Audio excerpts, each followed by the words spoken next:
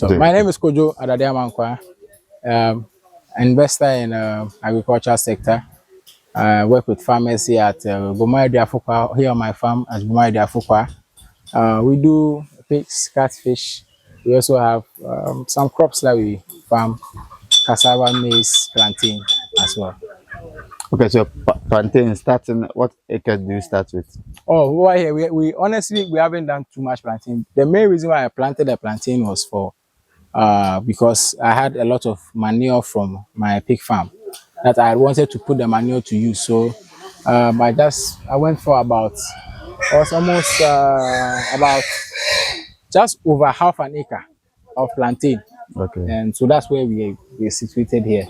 So that's where we started with. So it wasn't that much, just about over half an acre. Okay, so where do you get the suckers of plantain? Okay, so you can go to any nearby farm that does plantain as well.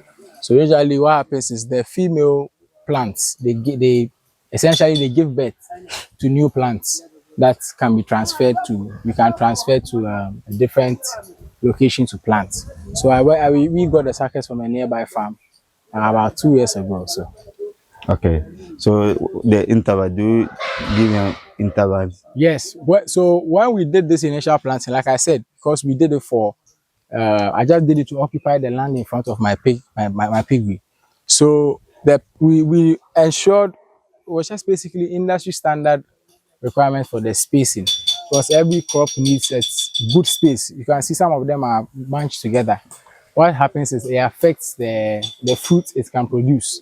You understand? So you have to leave. I don't really lie and say if I have the technical dimensions that we used back then, because if I am to do it now, I'll have a better understanding and better application of the spacing. But then when we planted initially, I'll send you a video of when we made sure we measured and we left adequate spaces and rows in between each other so that the crops can grow well. Okay, so like it take how long before it mature growing? I think what we over here, we didn't use any fertilization, none of that. We basically, you see, this is where the waste passes. So that's what boosted the crop. So I think I started to see it fruiting just a little bit under a year. Under a year? Yeah, I think from the 9th month going, we started to see, and from there, so we don't do anything again? What we do right now, see, we sprayed in it. We are still going to keep spraying.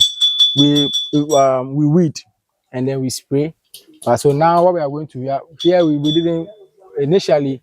We've now seen the opportunity to expand it further because there's some demand for plantain that has been coming our way nowadays. So we are going to cut all this. There's a lot of bush at the back there. We are going to level all this place and spray. When all the weeds die down nicely, then we start to transfer the new suckers that have come up and then space it out on the farm. So the weeds will grow with the crop most of the time. So you have to, prune when it is necessary to ensure that the crop gets all the nutrients that it needs so the weeds don't steal from it. So in the year, how many times can you harvest it?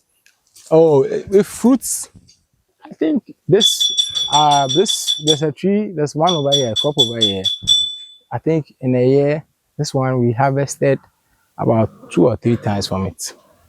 Wow. Yeah, it might even be more, because like I said, we hadn't started using it commercially. What we're doing was we're harvesting and giving some of we take form of backyard. Yeah, backyard kind of farming. And sometimes we even give some to the pigs.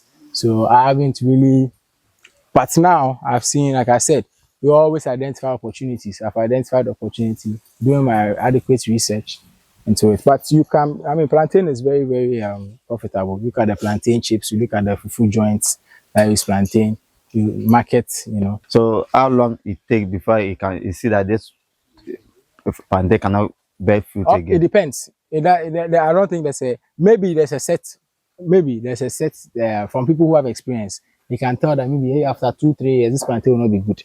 But I just say, use your eye as you're on the farm, look at it and see if it is still bearing fruit. You can keep it around. If it's not, you will put something else in place. So the marketing, how do you able to sell? So with the marketing, it's just like, marketing across businesses, they always are the same. You see, there's demand for the product by the people who use it.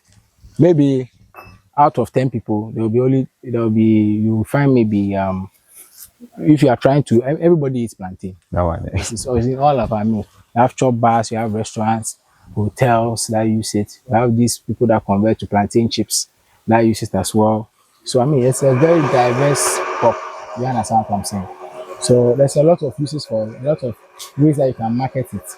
You can reach out to anyone who is in this sectors plus plantain chips. You can pass down giving a chop bar and supply them constants. Every time they want plantain, they know that they are coming to you. You understand what I'm saying? There's so many ways that you can sell. You can sell to individual customers, go to the market, sell. So many ways. Okay, so your advice for someone who wants to start planting It's as a a good. commercial.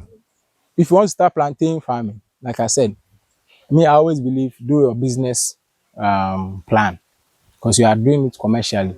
Your business plan, your market research, do your marketing plan, and then do research into good practices that you can use. Right now, there's so many apps that you can use. There's ChatGPT, there's DeepSeek. Even if you don't want to ask anybody, you can type, you can ask questions, you can do research. It will give you good answers for the best practices so that you can be as productive as possible on your plantain farm. Okay, so your telephone number and So 05, my telephone number is 054 332 8702. And don't worry, the next time he interviews me on plantain, trust me, it will be something else. We will have a whole proper commercial plantain setup that's producing tons and tons of plantain, uh, for produce consumption. So I mean, the most important thing is also producing food for our Ghanaian market, our local Ghanaian market, making sure there's enough food in circulation. We are doing a small part with other farmers around Ghana. So 054332 8702. You can contact me, call me, or WhatsApp me. yeah.